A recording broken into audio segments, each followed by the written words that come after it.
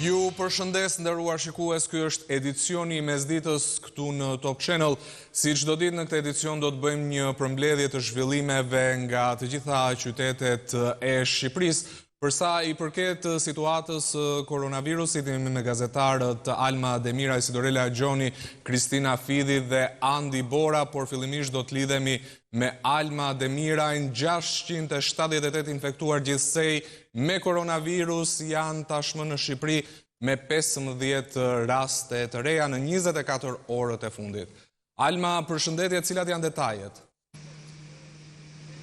Përshëndetje Ardi, pra gjatë 24 orëve të fundit kemi patur 15 raste pozitiv me COVID-19 në të gjithë vendin, pra në vatrat më të fundit që kemi patur gjatë kësaj periudhe janë 9 raste të reja në qytetin e Tiranës, pra në përlagjet e Tiranës ku më herët kemi patur raste me COVID-19, por nuk kemi patur gjatë këtyre 24 orëve në institucionin e vuajtjes së dënimit, pra në burgun 313, ku një ditë më parë pati 13 raste pozitiv dhe ky ishte një shqetësim jo vetëm I epidemiologëve, por edhe institucioneve që kanë në varësi pra burgjet, të cilët nuk na informuan me asnjë deklarat as se si po vijon marrja e masave për ta ndërprerë zinxhirin e përhapjes së koronavirusit ndërmjet të burgosurve.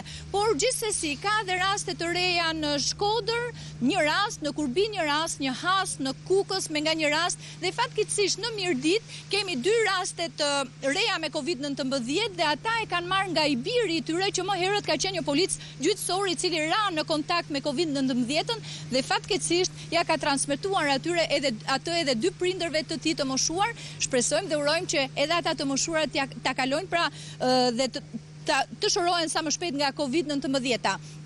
Por situata duket optimiste Ardi, siç vlerësojnë epidemiologët, tashmë kemi raste sporadike dhe vetëm në vatrat që kanë patur më herët raste me COVID-19 janë kontakte të atyre që ishin identifikuar më herët. Nuk do të shkojmë asnjëherë në zero pra me COVID-19.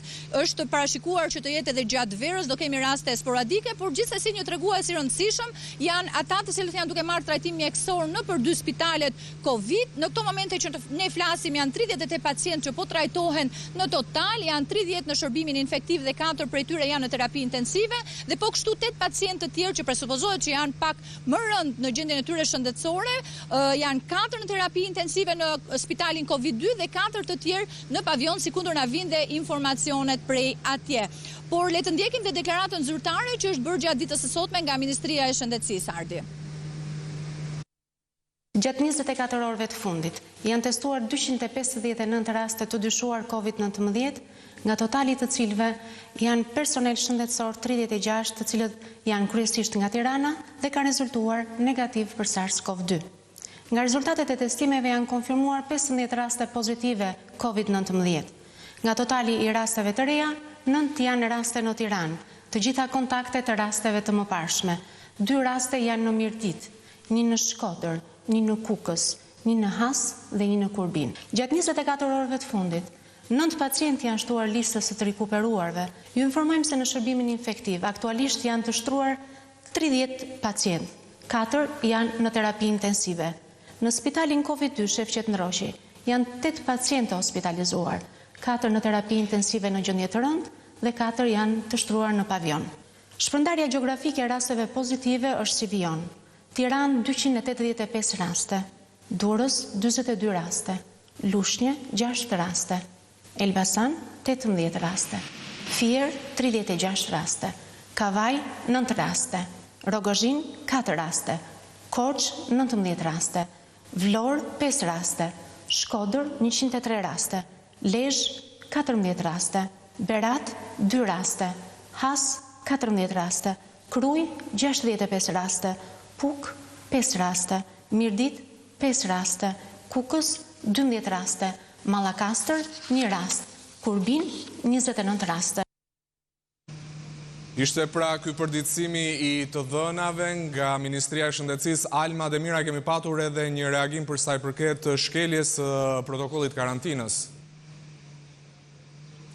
Po në fakt një djalë i cili kishte rezultuar pozitiv me COVID-19, por nuk kishte simptoma, nuk ka respektuar atë çfarë thonë epidemiologët dhe ne prej kaq ditësh pra që kur nisi historia e COVID-19-s në vendin tonë që nuk duhet t'i takojmë të afërmit tan, duhet të qëndrojmë sa më larg tyre dhe po ashtu nuk duhet të vizitojmë prindrit e moshuar pasi fëmijët dhe të rinj ndonë mund ta kalojnë pak më lehtë COVID-19-ën, janë bartës të tyre, por infektojnë prindrit tanë të moshuar të cilët e kalojnë atë në gjendje më të vështirë. Kështu ka ndodhur edhe me një djalë i cili ka qenë pozitiv me COVID-19 pas simptoma, por ka shkuar të takojë prindrit duke ja transmetuar atë dhe fatkeqësisht duke i infektuar prindrit. Për këtë ka bërë dhe një reagim në Facebook kryeministri i vendit Edi Rama, i cili deklaron se ndaj djalit do të merren masat sikundër është thënë dhe më herët pra, pasi u kërkohet të gjithë qytetarëve të qëndrojnë sa më larg njëri tjetrit. Edhe brenda familjeve të tyre duhen respektuar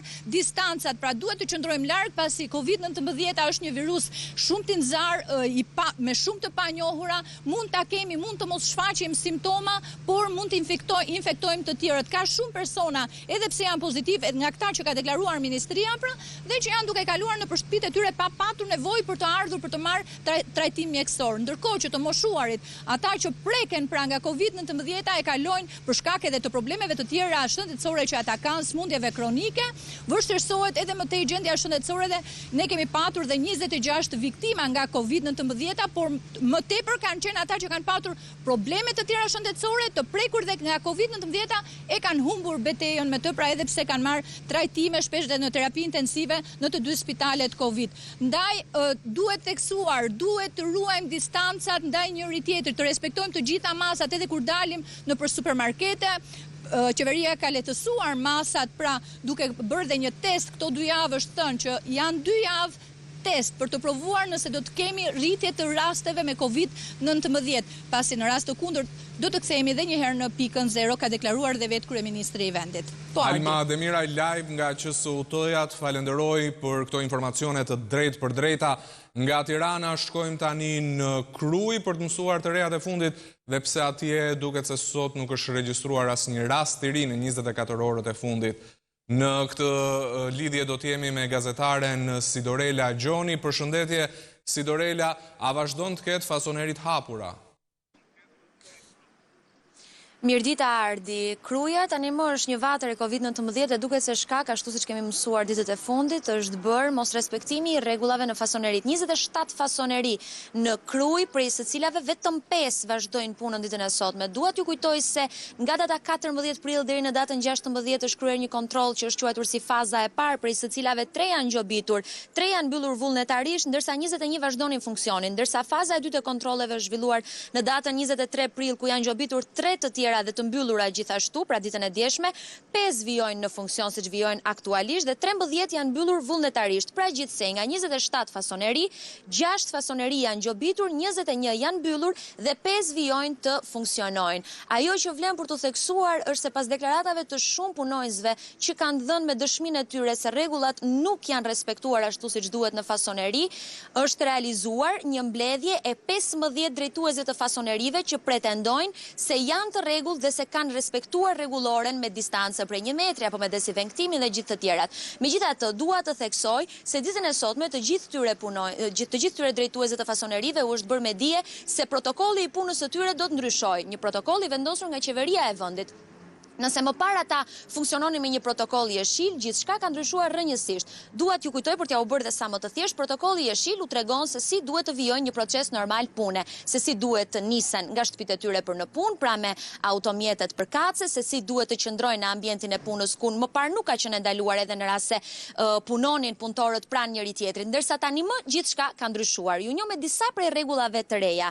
Personi përgjegjës për shëndetin në punë duhet të kryejë çdo ditë kontrollin për persona të cilët mund të kenë COVID-19 në punë. Pra, duhet i matet temperatura çdo ditë. E mbi të gjitha, duhet që në automjetin që i dërgon deri në ambientin e punës, duhet të kenë një distancë prej 1,5 metri nga njëri tjetri. Pra, në furgon apo autobus të ndryshëm, me të cilët udhtojnë deri në vendin fiks ku punojnë. Personat e punësuar duhet gjithashtu të realizojnë një vetvlerësim të tyre për të parë nëse kanë apo jo shenja të Covidit. Në rast se ata paraqiten në vendin e punës me shenja të Covid, temperaturë, koll të thatë apo vështirësi në frymarrje, atëherë do t'jenë ata që gjobiten dhe jo personi që i ka punësuar pra drejtuesi i fasonerisë. Gjithashtu çdo punonjës duhet të deklarojë nëse ka pasur më herët apo jo kontakt me një person që ka rezultuar pozitiv me COVID-19 më herët. Këto e shumë rregulla të tjera kanë ndryshuar në këtë protokoll të kuq me të cilin duhet të vijojnë punën pikërisht fasonerit. Por këta 15 drejtues fasonerisht të cilët sot kanë vendosur të realizojnë një mbledhje me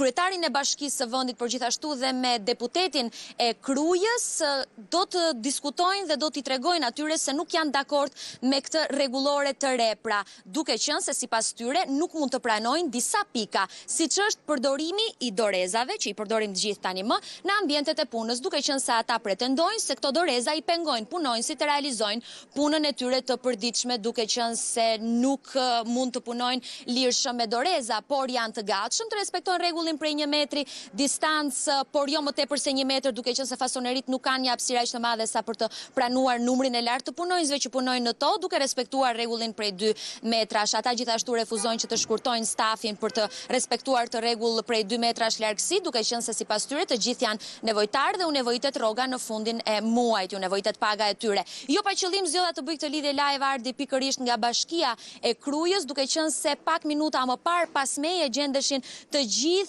drejtuesit e fasonerive që ditën e sotme do të realizojnë një mbledhje mes tyre ku do të vendosin nëse do të pranojnë apo jo rregullat e reja të qeverisë. Mirë, si Dorela Gjoni, në vimësi do të marrim informacionet tjera nga Kruja, të falenderoj. 25 emigrantë të tjerë kanë lënë sot karantinën në Gjirokastër, lidhemi me gazetaren Kristina Fidi. Përshëndetje, sa vetë mbeten tani në karantinë, Kristina? Mirëdita Ardi, po 25 emigrantë kanë lënë karantinën sot nga 2 hotele në Gjirokastër dhe në Kakavije dhe të fundit janë larguar vetëm pak momente më parë drejt banesave të tyre në veri të vendit dhe në qendër të vendit. Situata shëndetësore e tyre është e sigurt sipas epidemiologëve, sepse ata të gjithë kanë kryer një testim, ndërsa për disa është kryer edhe një test i dytë, kështu që situata është e sigurt. Ndërkaq, persona të tjerë vazhdojnë që të vinë në Gjirokastër për tu karantinuar qoftë në mjedise private, qoftë në mjedise publike. 21 persona hynë dje dhe janë shpërndar përkatësisht në 2 hotele në Kakavije dhe në Gjirokastër. 5 persona kanë zgjedhur një mjedis publik që është shtëpia e të moshuarve në Libohov për shkak edhe të financave të pakta. Ky është një problem që duhet theksuar, edhe në këto momente është duke u negociuar me 6 të tjerë në Kakavije që kanë orë të tëra në pritje për të negociuar për marrëveshjen e karantinimit. Bëhet fjalë për mungesë mjetesh financiare që i pengon emigrantët të vinë dhe të karantinohen në jug të vendit. Disa prej tyre kanë tentuar të kalojnë në mënyrë të paligjshme kufirin. Nuk kemi raste që kanë qenë të suksesshme, policia i ka ndaluar. Përveç kësaj janë gjobitur me 10.000 lekë të reja dhe përsëri kanë zgjedhur që të hyjnë në karantinë më së shumti në mjedise publike. Kemi dhe një situatë tjetër e cila lidhet me një person i cili vjen nga burgu 313 për shkak të masave që janë marrë atje dhe është karantinuar në shtëpinë e tij, por ky person hyn mes rasteve të para të dyshimta, është marrë tamponi për të. Epidemiologët thonë që ka arritur të ketë kontakte me disa persona, megjithatë për aq kohë sa nuk kemi një përgjigje, nuk mund të themi që ende kemi një rast. Ky është rasti i parë i dyshuar seriozisht prej epidemiologëve edhe për shkak të kontakteve që ky person ka pasur. Ndërkaq priten rezultatet dhe për momentin situata duket se është nën kontroll. Falenderoj për informacionet, drejt për drejta ishim live nga Gjirokastra me Kristina Fidi. Vazhdojnë shembjet e godinave që u dëmtuan nga tërmeti 26 nëntorit. Sot ka nisur puna për gjimnazin Sami Frashëri këtu në kryeqytet. Andi Bora është live tani, lidhja për ty, Andi. Përshëndetje Ardi, rreth orës 10:30 minuta mëngjesin e sotëm ka nisur shembja e gjimnazit Sami Frashëri për shkak sepse u dëmtua nga 2 tërmetet nga tërmeti shtatorit, por kryesisht nga tërmeti i datës 26 nëntor. Është një shkollë e cila numëron 1424 nxënës dhe staf pedagogjik prej 74 mësues. Përpara pandemisë, këta nxënës kanë zhvilluar shkollën në 2 gjimnaze të tjerë, pra bëhet fjalë për gjimnazin Çajupi dhe 3 dëshmorët. Por për më tepër për projektin unë këtu ndodhem së bashku me kryetarin e Bashkisë së Tiranës, zotin Erion Veliaj. Zot Veliaj, përshëndetje. Atëherë kur do ta kemi gati shkollën e re? Po hequn me që keni ju maskë dhe kemi një barierë mes nesh. ne do të përfundojmë këtë fundjavë prishjen. Brenda muajit maj ne do të përfundojmë projektin e ri të shkollës, do të jetë një stili skandinav, pra një shkollë ikon, siç është bërë shkollë ikon, shkolla Kosova, shkolla Servete Maçi, padyshim do jetë një nga shkollat më të mira, jo vetëm me dhjetat e të gjithë atyre që kanë nostalgji këtu, si puna ime, shumë tjerë që kemi kaluar vitet e vështira 90 si gjimnazist Samiut, por edhe nga ana arkitekturore do jetë një dizajn fantastik. Kështu që do fillojmë ndërtimin në këtë vjesht për ta përfunduar shtatorin tjetër. Pra, jo këtë shtator, po tjetrin, do i themi mirë se erdhët në një kapitull 3 të Sami Frashit. Ky kapitull mbyllet me shumë sukses, një nga sholat elitare të Shqipërisë, në olimpiada, në konkurset të debatit, në renditjen e shkollave, por unë besoj që me gjithë nostalgjinë që kemi disa prej nesh, edhe shumë personalitete, nga Presidenti i Republikës, ish kryeministri Fatosnano, lideri i opozitës, vetë drejtori juaj i Top Channel, kështu që një plejad e tërë personalitetesh, po me shpresë ata që do të vinë në shkollën e re, do ta çojnë akoma më lart emrin e shkollës, se ndoshta do jenë akoma dhe më të mirë e do të japin më shumë kontribut për vendin se ç'dam ne. Kështu që jam pak nostalgjik sot, por unë besoj që sërim do të pengjet të nostalgjisë. Tirana kaq vend ka, kështu që prishim të vjetrën dhe në gërmadhet e të vjetrës do të lindi një shkollë e re. Do të kemi shkolla të tjera në Tiranë, cilat janë dëmtuar dhe do të prishen? Po, kemi disa shkolla në Tiranë, disa do të kenë prishje totale, siç është shkolla Lazgush Poradeci, shkolla Murat Toptani, pra shkolla Lazgush Poradeci në kombinat, një shkollë shumë e madhe. Atje kemi një lehtësi sepse ka 2 vjet që ka filluar shkolla Beti Muço, pra kemi dhe mundësi për transferimin e nxënësve brenda asaj lagje, pra brenda atij komuniteti, kurse disa shkolla do kenë vetëm prishje të pjetshme. Pra, nëse shkolla, edhe vetë Samiu, i ndërtuar në vitin 62, ju e pat nuk ka asnjë shtyllë kolon, pra ka vetëm mure dhe soleta. Pavarësisht është rinovuar disa herë, po shtyllat mbajtëse apo themelet janë patur të 62-shit, të cilat nuk e mbajnë dot një tërmet tjetër. Kështu që dhe në shkolla si fjala vjen e Minduraku, ku ka një pjesë të re dhe një pjesë e vjetër, pjesa e dëmtuar ribëhet, ndërkohë që mund të ruhet pjesa e cila i ka bërë ballë tërmetit dhe i ka kaluar dhe testet e inxhinierëve. Ndërkohë, pjesa pastaj më e madhe e shkollave janë shkolla mesatare, pra jo shkollat mëdha si Samiu me 1500-2000 nxënës, flas për 300, maksimumi 400 nxënës, që janë shkolla fshati. Edhe aty, shkollat e reja do të krijohen si shkolla qendër, por të mos pasur më shkolla periferike, ku në një klasë mëson edhe i klasës parë dhe i klasës 9, po për të qëndërzuar, sidomos tani që po qëndërzojmë dhe shtëpitë e reja nga tërmeti. Fjala vjen, nuk ka nevojë më të bëjmë shkolla në Allxhat, kur po bëjmë lagjen e re të atyre që u dëmtuan në Allxhat në Vaqar, tani që kanë mbaruar dhe rruga kombinat Vaqar, me lagjen e re edhe shkolla akomodon këta nxënës, pa pasur nevojë për të strapacuar nxënësit, po dhe mësuesit që në një klasë detyrohen të japin mësim disa paraleleve të ndryshme që nuk ka logjik dhe nuk është fare shëndetshme. Shkurtimisht për e fundit, më tha që keni qenë nxënës i kësaj shkolle së bashku me aktorë tjerë politik në vend, do një gjë pikante, detaj pikant? Sot jam komunikuar, duke filluar me Dajon, me Dashejn, që ka qenë nxënës këtu, kam komunikuar me presidentin Meta, kam komunikuar me ish-kryeministin Fatosnano, i cili më dha batutën që nuk e prisja. Shoku Fatos gjithmonë është njohur për humor, për batutë, tha, mjafti tha mi prishi gjitha planet që kisha në jetë, tani më prishet e shkollë. Edhe i premtova që do të aftoj kur të bëjmë inaugurimin e shkollës re, edhe ndoshta atë dhe shumë personalitete që mund të ndajnë pak se si shkolla është fuqi, dia është fuqi.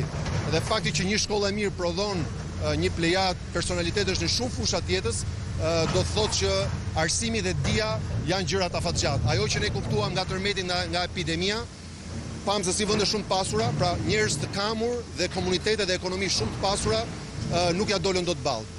Kështu që ajo që dim është ndonjëherë shumë herë më e rëndësishme se ajo që kemi. Nafta shkoi -0.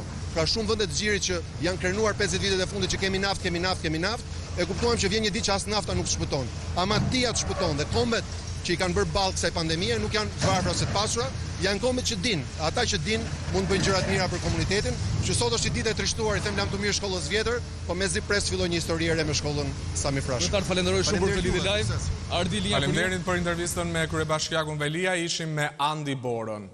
Një sherr banal mes dy fqinjve përfundoi në një tragjedi mbrëm në Korçë, ku një prej tyre u godit me thik dhe humbi jetën. Policia tashmë ka zbardhur motivet e krimit. Lidhemi me Doriela Çulem. Përshëndetje. Përshëndetje, ka qenë trondit se vrasja e regjistruar mbrëmjen e kaluar në qendër të qytetit të Korçës, pikërisht në një pallat në zonën këmbësore të këtij qyteti. Petrika Treska, 67 vjeç, është viktima, i cili u vra nga fëmijë i tij me thik ndërsa motivi duket se ka qenë tejet banal, ai është vrarë nga fshinji për shkak të një konflikti për dritën e shkallës së pallatit ku ata jetonin. Ndërkohë policia brenda pak orësh ka mundur ta zbardhë vrasjen të plotë së bashku me motivin, por edhe ka arrestuar autorin i cili është Apostol Boshgolli, 65 vjeç, një person që është me probleme të shëndetit mendor. Ndërkohë sa i takon dinamikës së ngjarjes, nga informacionet e deri tanishme, duket se viktima ka qenë në banesën e tij, fshinji ka trokitur dhe në momentin që ai ka hapur derën, ky i fundit e ka goditur 2 herë me thik, një prej goditjeve ka qenë në afërsi të zemrës, çka ka shkaktuar edhe vdekjen e viktimës, ndërsa ai është gjetur në momentet e para nga bashkëshortja e tij dhe kjo e fundit ka lajmëruar ambulancën por edhe policinë. Por si rjedhoi e goditjeve të marra 67 vjeçari, një person i cili nga të afërmit dhe fqinjët përshkruaj si një person shumë pozitiv dhe pas një problem tjetër, ka ndruar jetë në spitalin rajonal të Korçës. Doriela Çule live nga Korça, faleminderit për raportimin.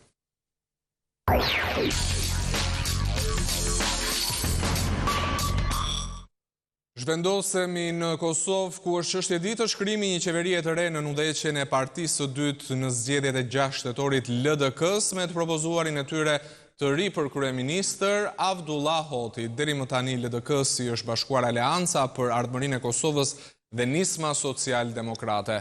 Por për më tepër do të lidhemi tani me gazetaren Alberta Ashani në Prishtinë.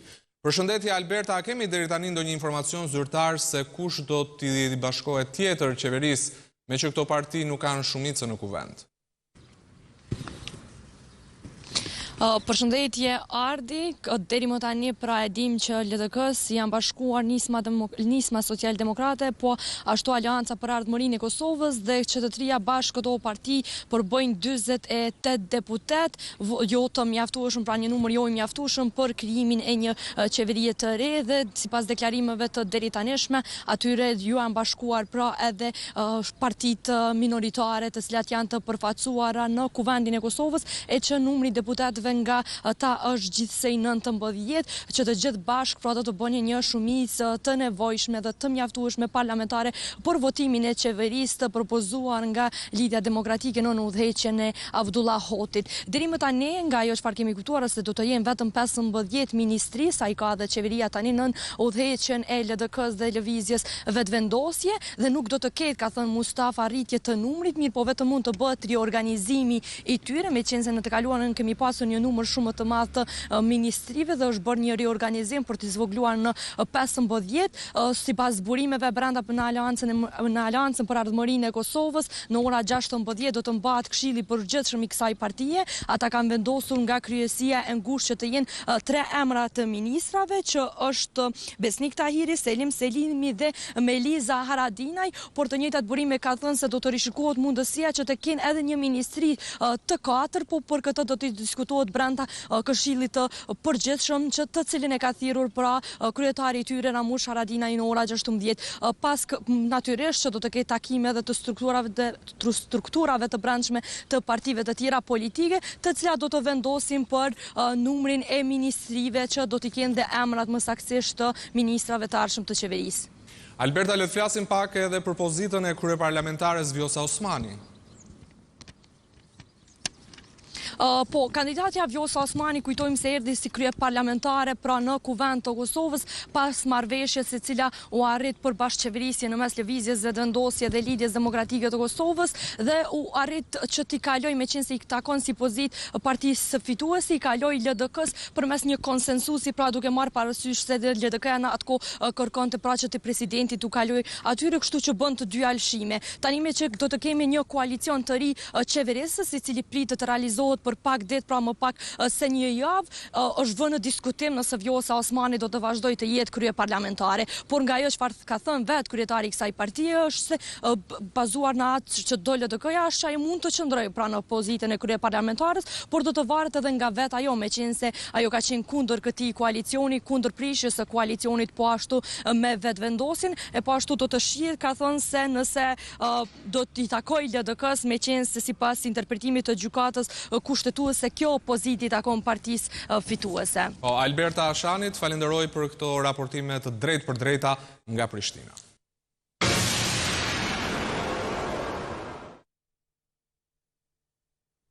Një shtetas shqiptar që ndodhet në burgun e Patrës në Greqi denoncon në redaksinë e Top Channel kushtet në burgun ku po vuan dënimin.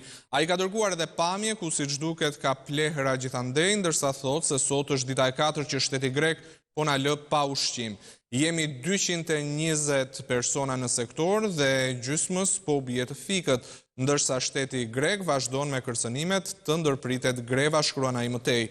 Shihni si është bërë këtu kjo koronavirusi, por edhe kolera do të na zër, tregon në video ai. Organizata Botërore e Shëndetësisë paralajmëron Europën që të mos lehtësojë masat e izolimit. Edhe pse nga disa vende evropiane vijnë sinjale pozitive, Organizata Botërore e Shëndetësisë vazhdon ta konsiderojë situatën në Evropë si shumë shqetësuese. Zyra rajonale evropiane e Organizatës Botërore të Shëndetësisë paralajmëron që të mos hiqen në mënyrë të shpejtuar masat mbrojtëse për koronavirusin në Evropë. Megjithëse sinjalet pozitive nga shumë vende, është ende herët për të folur për sukses, tha drejtori rajonal i OBSH-s Hans Kluge. Kjo nuk është koha për zbutjen e masave. Në vend të kësaj duhet të 2 fishohen dhe 3 fishohen përpjekjet për kufizimin e virusit. Kluge tha në konferencën e tij të përjashme për shtyp se në lidhje me krizën e koronavirusit, situata në Evropë është ende shumë shqetësuese. Ai bëri thirrje që masat të përforcohen në 3 drejtime: mbrojtjen e punonjësve të shëndetësisë, ndarjen e njerëzve të shëndetshëm prej atyre që dyshohet se janë të infektuar dhe komunikimin me popullatën. Për këtë duhet që shtetet të bashkëpunojnë edhe më nga afër. Një vend nuk mund ta luftojë ose ta ndalojë vetëm COVID-19, tha ai. Gjermania, Austria, Norvegjia dhe Danimarka kanë njoftuar se do të lehtësojnë gradualisht masat kufizuese që kishin ndërmarrë për të frenuar pandemin e koronavirusit. Bashkimi Evropian miratoi një paket ndihme prej 540 miliard eurosh për krizën e COVID-19. Samiti i Bashkimit Evropian miratoi një paket prej 540 miliard eurosh për mbështetje, për kredi për punonjësit që punojnë me orë të reduktuara, kompanitë që kanë marrë kredi dhe për shtetet që kanë borxhe. Ne mendojmë se kemi në dorë një instrument të rëndësishëm për të ndihmuar shpejt dhe në mënyrë efektive, sa pas bisedimeve kancelarja Angela Merkel. Për shkak të garancive nga ana e shtetit, paketa duhet të miratohet edhe nga Bundestagu gjerman. Kryeministri italian Giuseppe Conte, i cili kishte rezerva në lidhje me ndihmën nga paketa e shpëtimit SM, nuk e ka kundërshtuar këtë marrëveshje. Ndihma pritet jetë gati deri më 1 qershor. Po ashtu krerët e shteteve dhe qeverive diskutuan edhe për një program stimulimi ekonomik për nxitjen e ekonomisë. Megjithatë ende nuk dihet se si do të strukturohet fondi i rimëkëmbjes, pra përmes granteve apo kredive. Kryeministri i Italisë Giuseppe Conte dëshiron që fondi i zhvillimit të ketë 1.5 miliard euro. Pra duhet të ofrohen si subvencione, citojnë agjencitë italiane të lajmeve. Për këtë, Komisioni i BE-s duhet të paraqesë një propozim sa më shpejt që të jetë mundur. Presidenti francez Emmanuel Macron ndërkohë pret që diskutimet për fondin të jenë të vështira për shkak të mosmarrëveshjeve dhe kufizimeve politike. Në të ardhmen do të nevojiten programe masive për ndihmë. Macron tha se nevojitet një reagim solidar i organizuar dhe i fortë për shkak të përmasave të kësaj tronditjeje. Nëse bie një pjesë e Evropës, atëherë e gjithë Evropa do të bjerë, paralajmëroi ai. Presidenti Amerikan tronditi komunitetin mjekësor në Shtetet e Bashkuara me propozimin e tij për të injektuar dezinfektant kundër koronavirusit. Presidenti Amerikan Donald Trump ka shikuar komunitetin mjekësor pasi sugjeroi një kërkim të thelluar nëse koronavirusi mund të trajtohet duke injektuar dezinfektues në trup. Ai po ashtu propozoi dhe ekspozimin e trupave të pacientëve ndaj rrezetimit ultraviolet. Një zyrtar i Shtëpisë së Bardhë kishte prezantuar më herët një studim që dilte në përfundimin se koronavirusi dukej se dobësohej më shpejt kur ekspozohej ndaj dritës së diellit dhe nxehtësisë. Studimi po ashtu tregoi se zbardhuesi ose klori mund ta vriste virusin brenda 5 minutash dhe alkooli izopropil mund ta vriste atë akoma më shpejt, por dezinfektuesit janë substanca të rrezikshme dhe mund të jenë helmuese nëse gëlltiten. Edhe ekspozimi ndaj rrezetimit ultraviolet mund të jetë i dëmshëm për lëkurën, syt dhe sistemin e frymarrjes.